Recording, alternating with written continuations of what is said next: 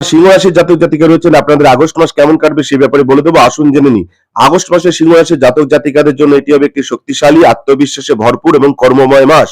ব্যক্তিগত ও পেশাগত জীবনে নতুন সম্ভাবনা দেখা দেবে, তবে অহংকার বা অতিরিক্ত আত্মবিশ্বাসের কারণে সম্পর্কের ক্ষেত্রে সমস্যা হতে পারে।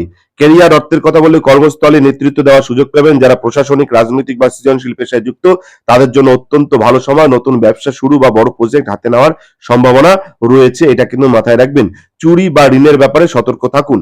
প্রেম বিবাহের কথা যদি বলি, তাহলে যারা সিঙ্গেল তাদের জীবনে নতুন কেউ আসতে পারে। দাম্পত্য জীবনে কিছু ভুল বোঝাবুঝি হতে পারে, কিছু খোলামেলা আলোচনায় সমাধান সম্ভব।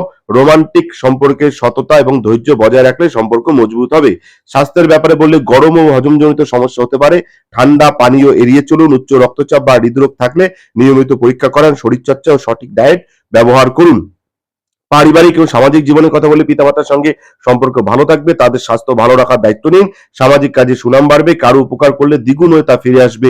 ভাই বোনদের সঙ্গে সম্পত্তি বা দায়িত্ব নিয়ে মতবিরোধ হতে পারে। আপনাদের জন্য শুভ দিন হচ্ছে 8, 13, 21, 26।